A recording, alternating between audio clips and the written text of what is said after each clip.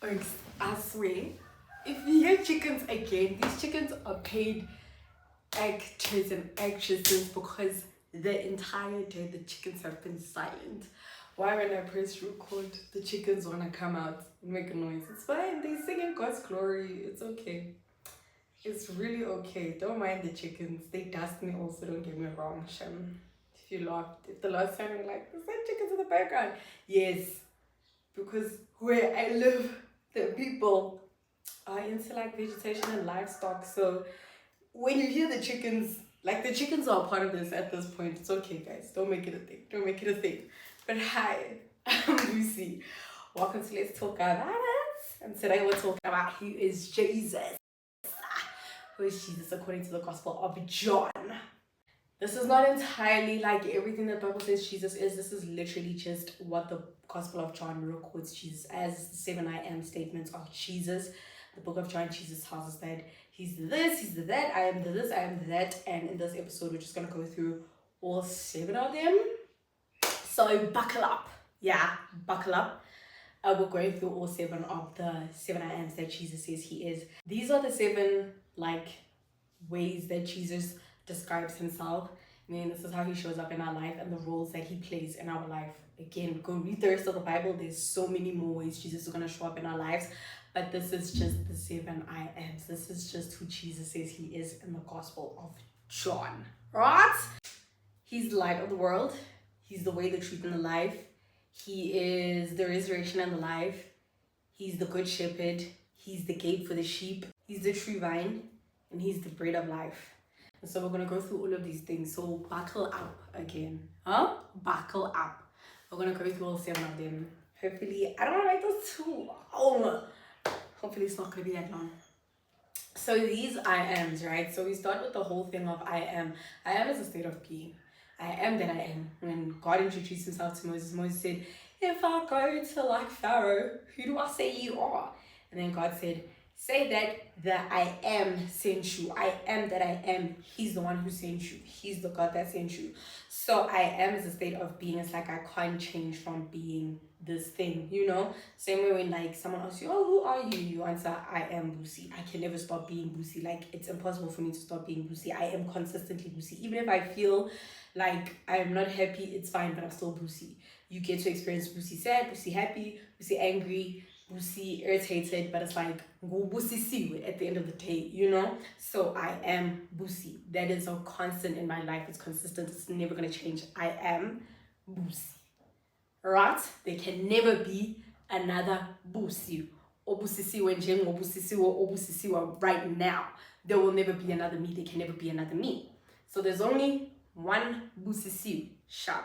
Same way there's only one God. So when he's saying I am these things, it means that he is the only one who is these things. He's the only one who is the light of the world. He's the only one who is the bread of life. He is the only one who is the good shepherd. He is the only one who is able to give us resurrection and life. He is the only way, truth, and the life, you know?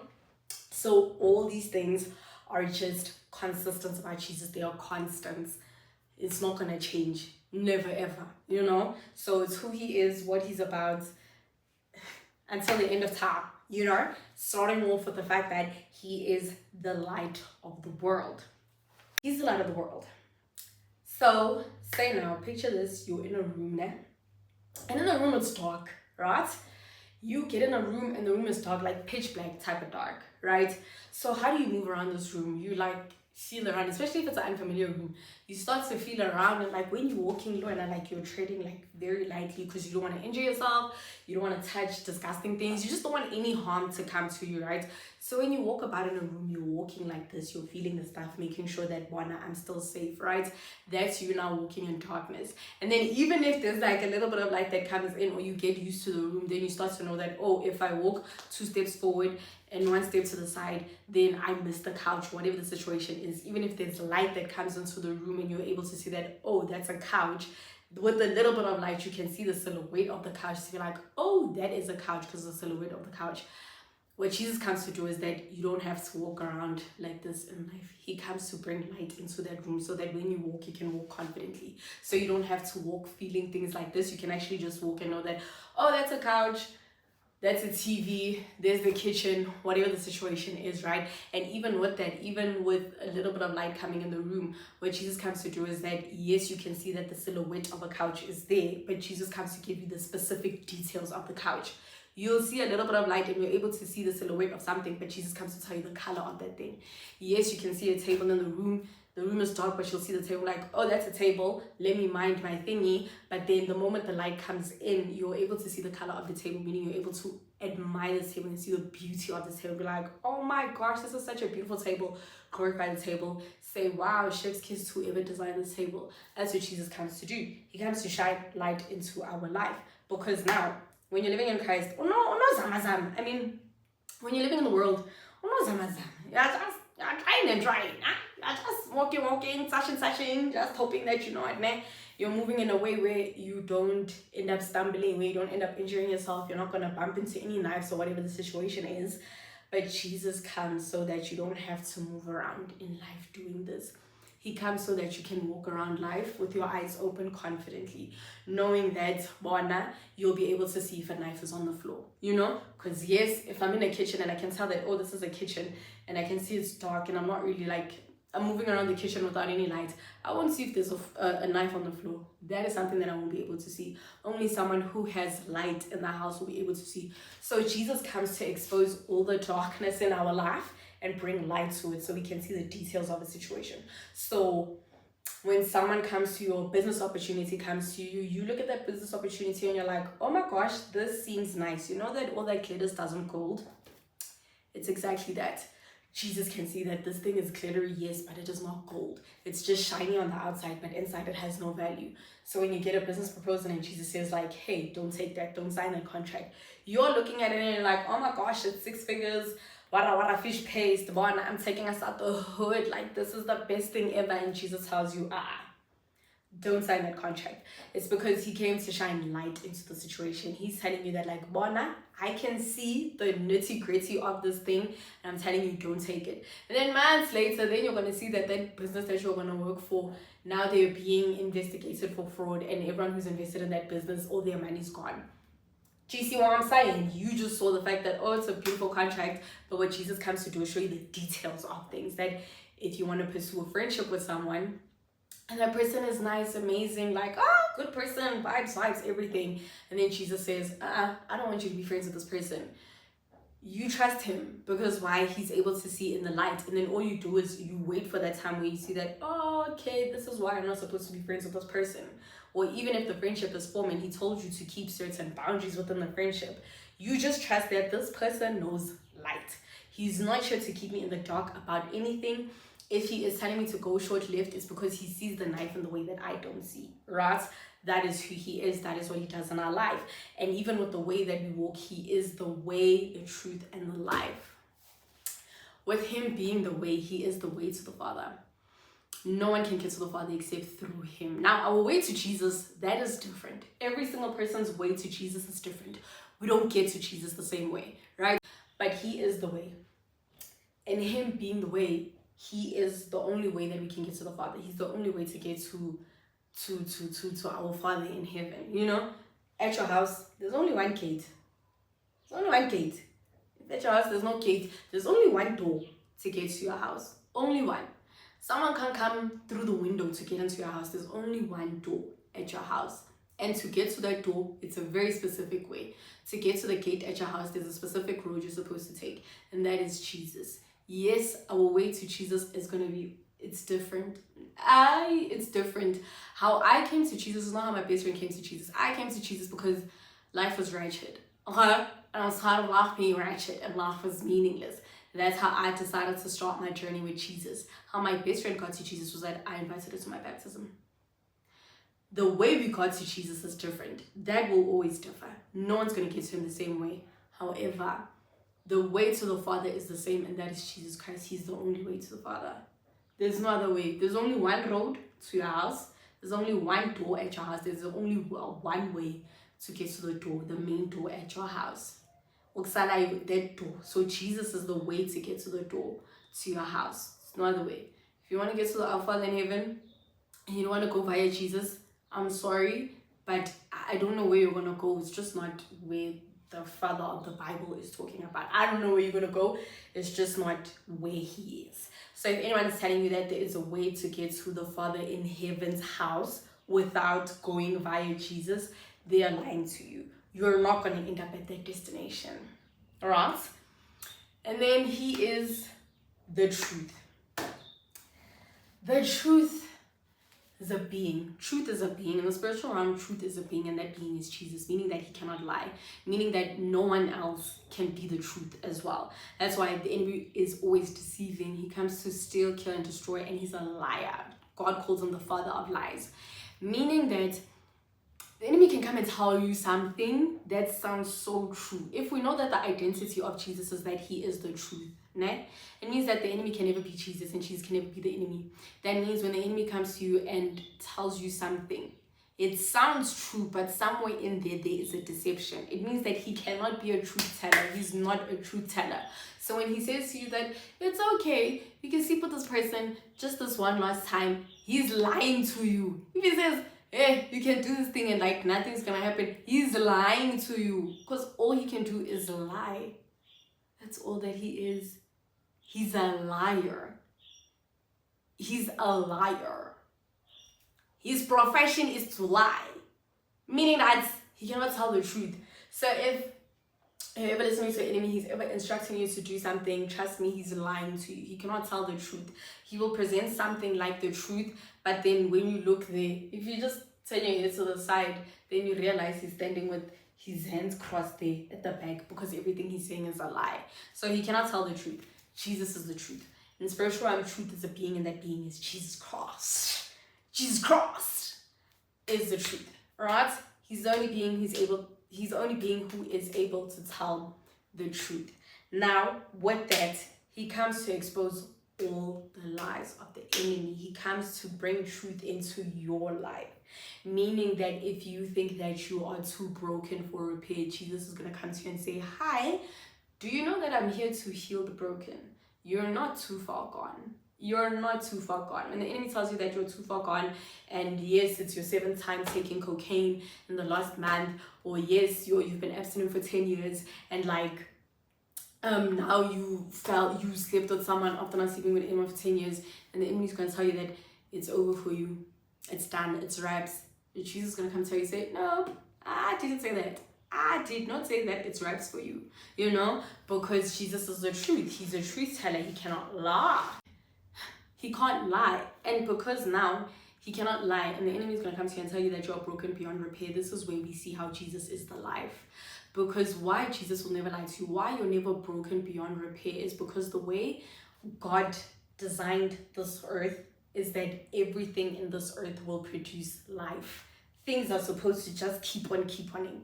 Everything is just supposed to keep on living, supposed to produce life, meaning that every situation in your life is going to give birth to life, right? So even why Romans 8:28 says that all things work for the good of those who are called and chosen according to his purpose, it's for those moments when the enemy is going to come and lie to you and tell you that, yeah, you sniffed cocaine after not sniffing cocaine for 7 years. It's wraps, you're done. You went from being here to here. God doesn't love you. He's so irritated with you. Wara fish paste. Because they're actually going to come to you and be like, hey, listen to me. That's a lie, because I don't condemn you firstly. What I said is ask for forgiveness, and I forgot about it.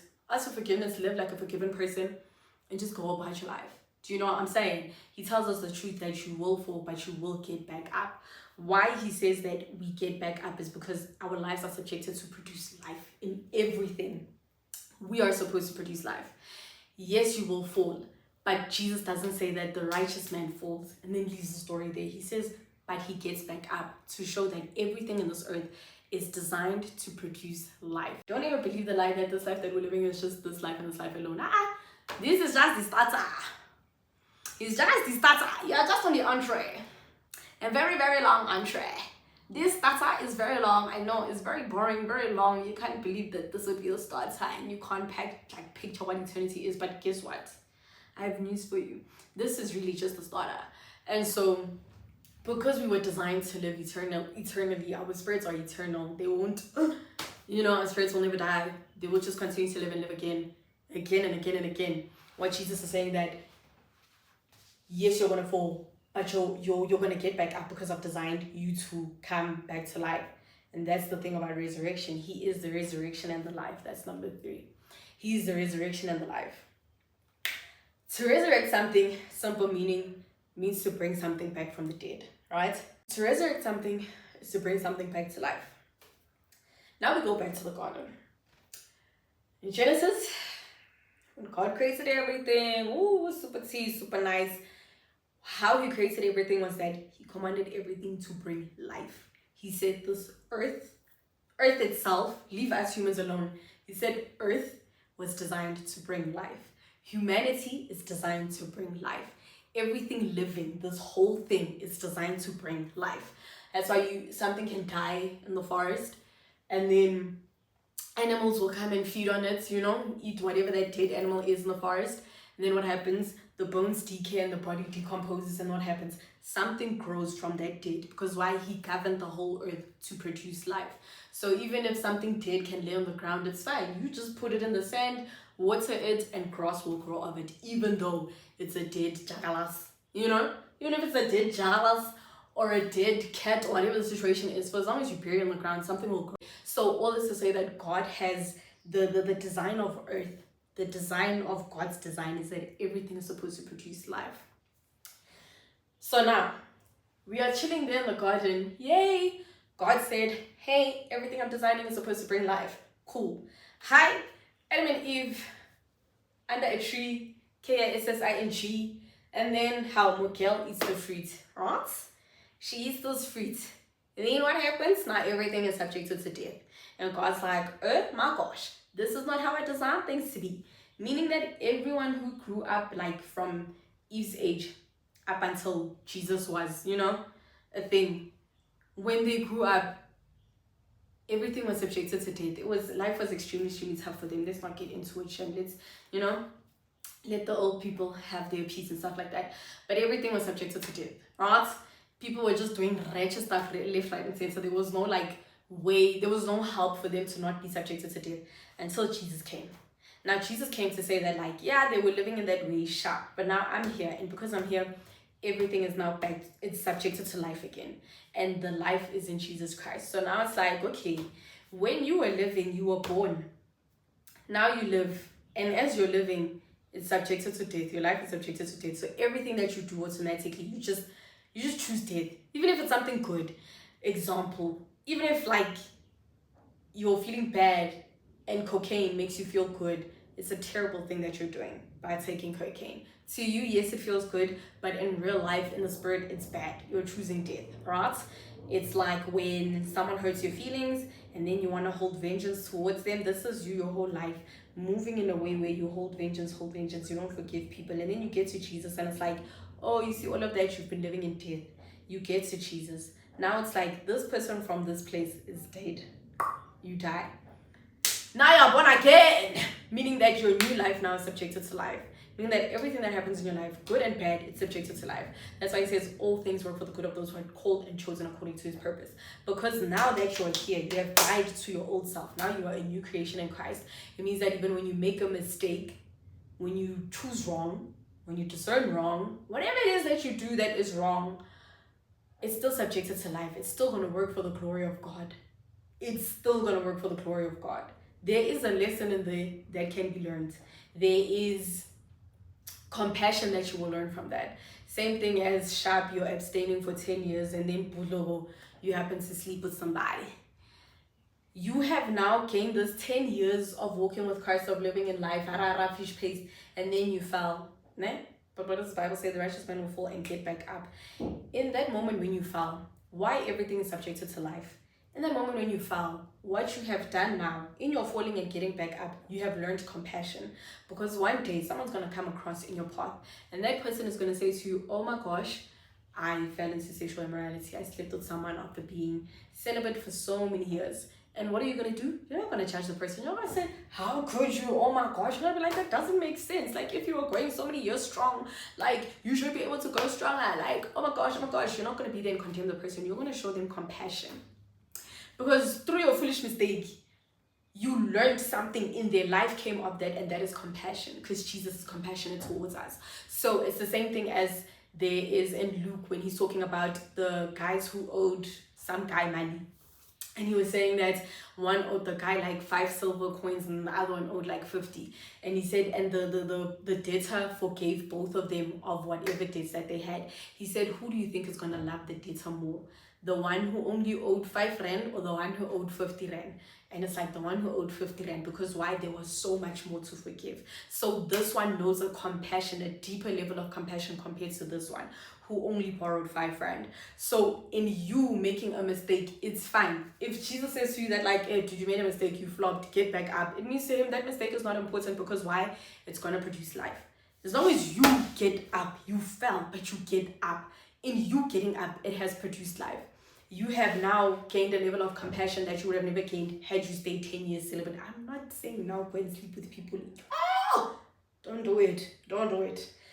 But I'm just saying, in those moments where you do fall, where after so many years of not giving into addiction, voila, you find yourself sniffing cocaine again.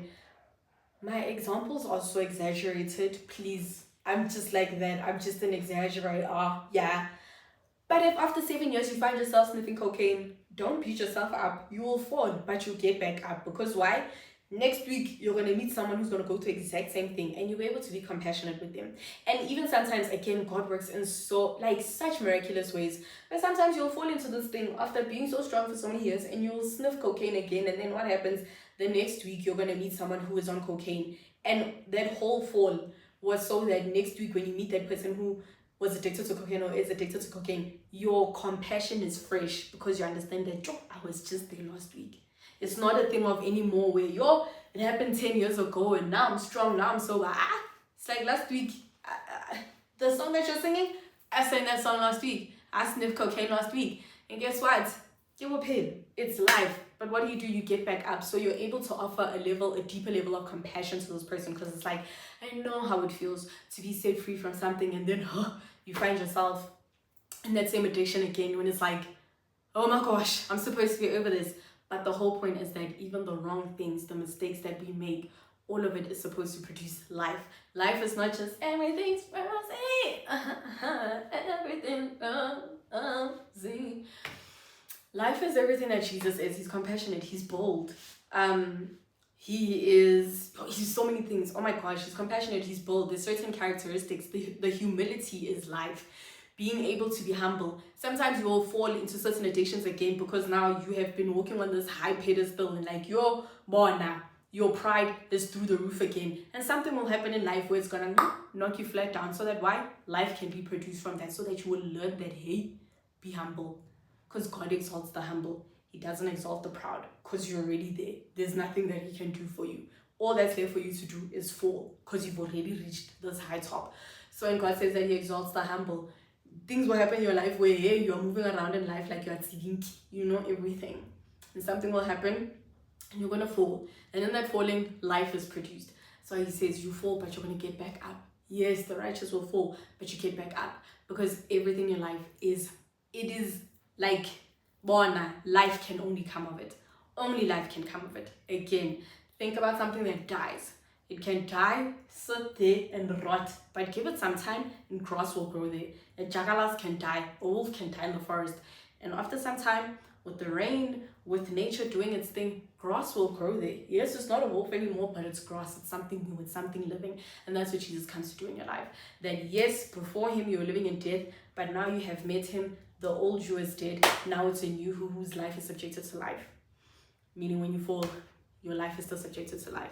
You're not going to give into something and then it's like, oh, doom and gloom, you're never going to be like saved again, or you like there's no hope for you. That's a lie, because your life is now subjected to life. Only good can come from that situation.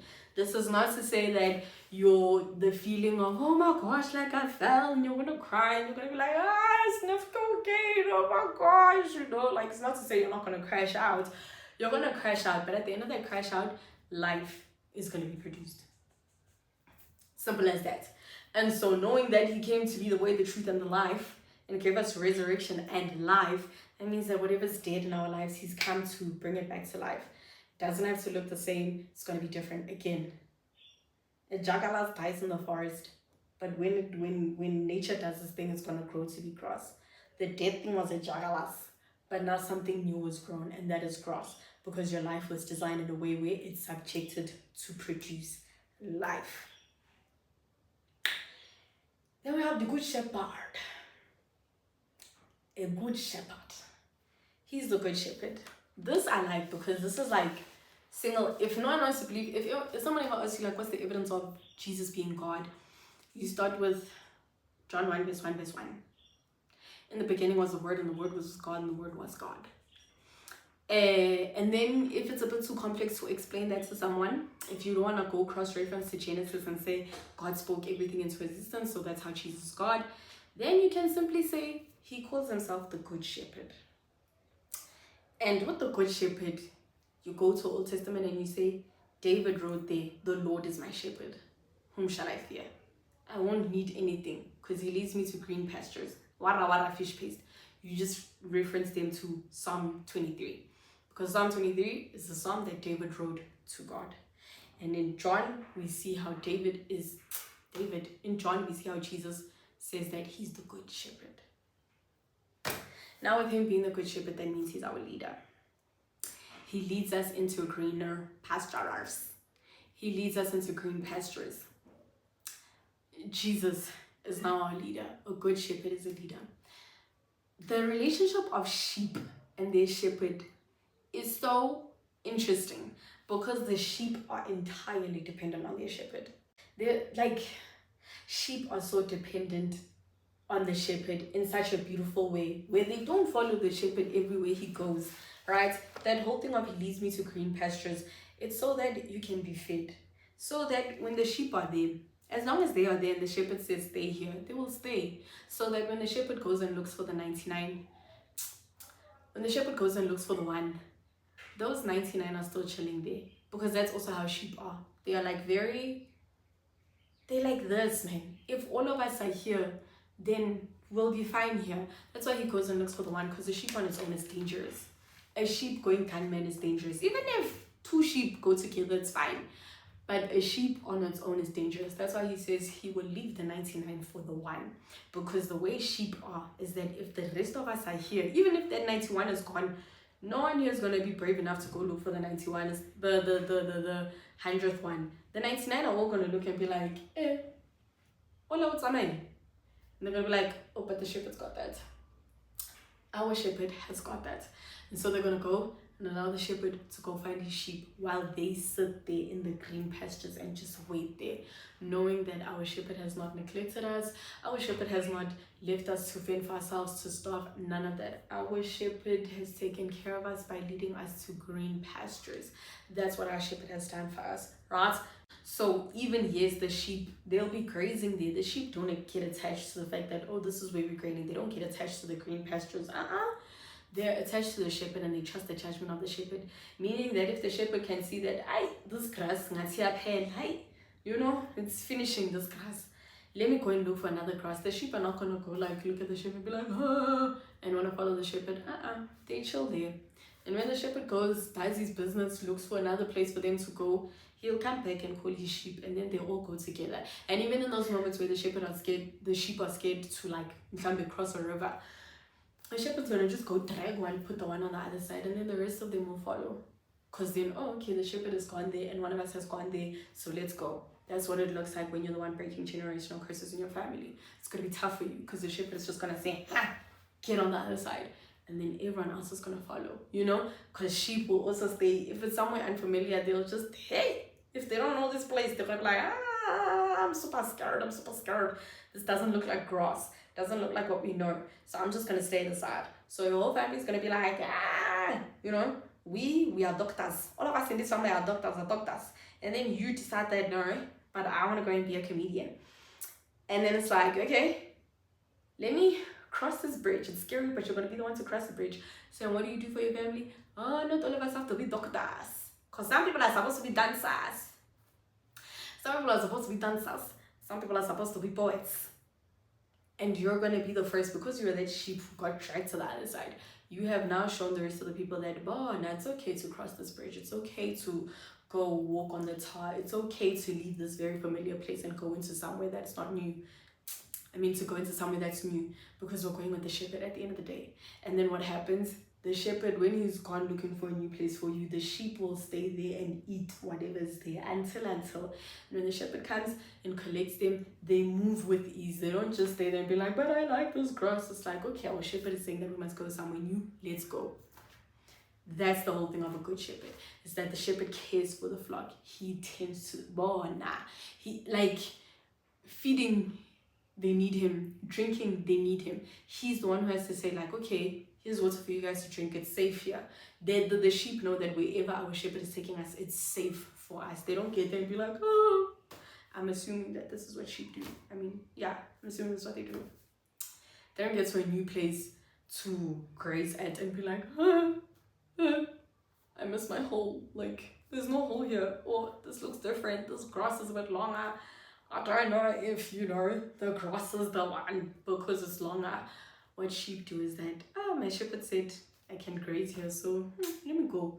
Sometimes it just takes one sheep to just start yamming, and then it's like, oh, okay, this is a good place to go.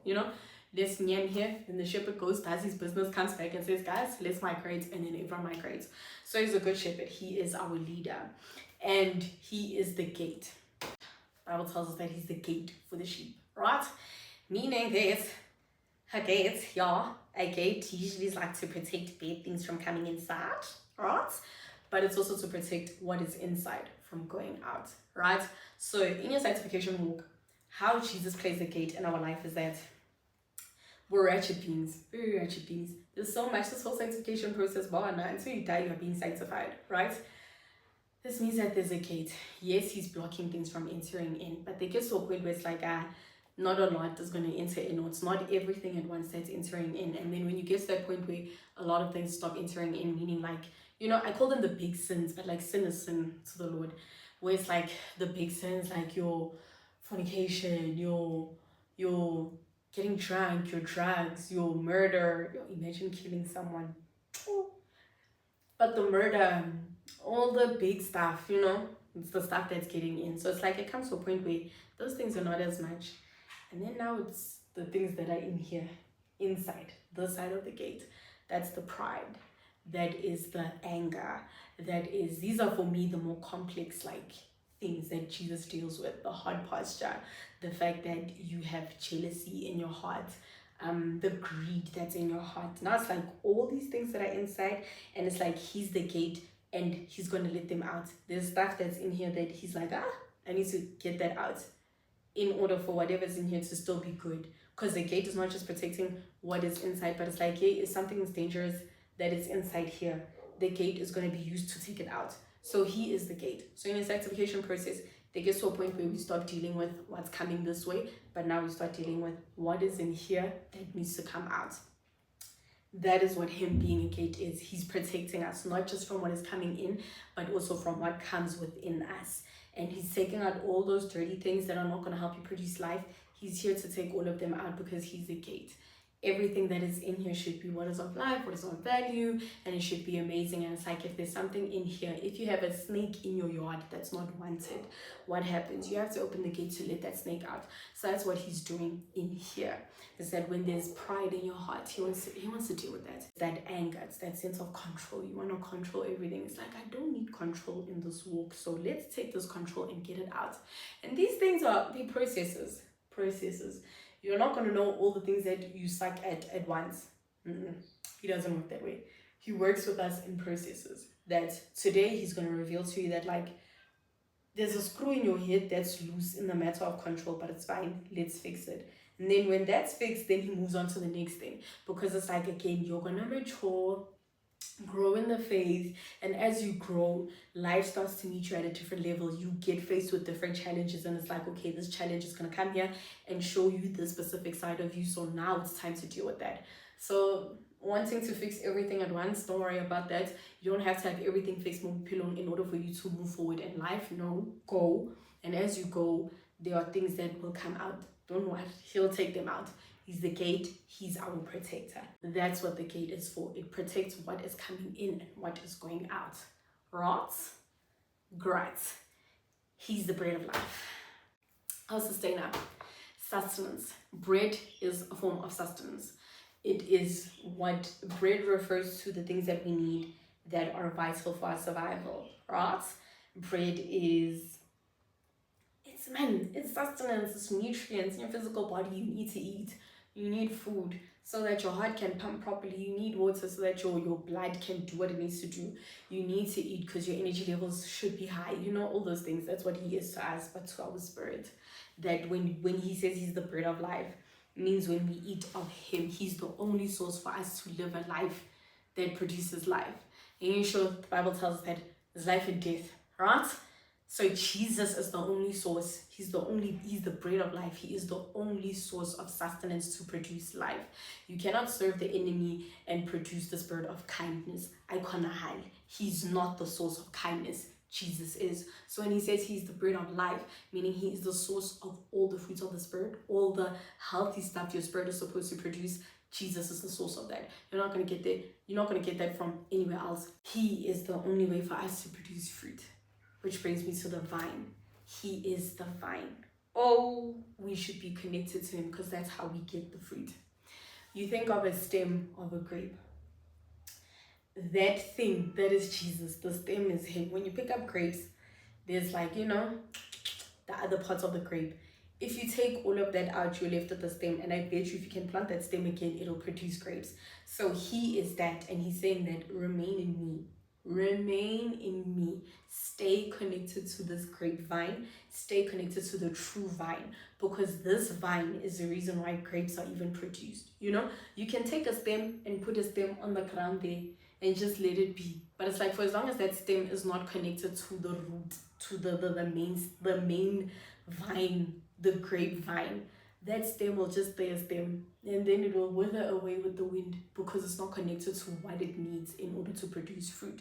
So when he says that he is the vine, he's saying that he is the vine because if we want to produce fruit and much more fruit, we have to stay connected to him. It's imperative for us to stay connected to him. We cannot become kinder on ourselves. We become kinder by sticking with him. We can't become more patient by ourselves. We are patient by sticking with him, remaining in him. That's why he says, those who remain in me, I remain in them. That's why he says that my father prunes, he's like a vine, and he prunes those who bear fruit. And those who don't bear fruits, they wither away. He cuts them off because it's like, this vine is really not connected to me, because any vine that's supposed to be connected to me is supposed to produce fruit. If you see a grape thing, and then there's like a vine sticking out, and there's no grape thing on that vine, what do? You cut it off because it's like, this thing is not doing what it's supposed to do, which is produce fruit.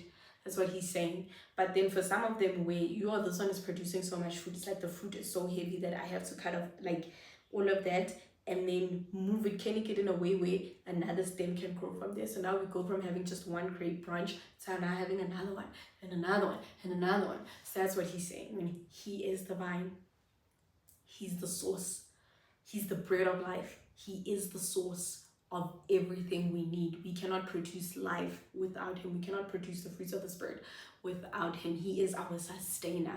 In order for us to do the things that please the Father, we need Jesus, and we need him daily.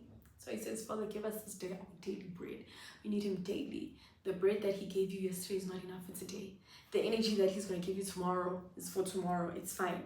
But for today, the energy that you have, use all that energy, because tomorrow is going to give you another energy. That's why he's the bread of life. Every single day, everything that you need, he's got it. He's got it for you. That's who Jesus is. He's the light of the world. He's the way, the truth, and the life. He's the resurrection and the life. He's the Good Shepherd.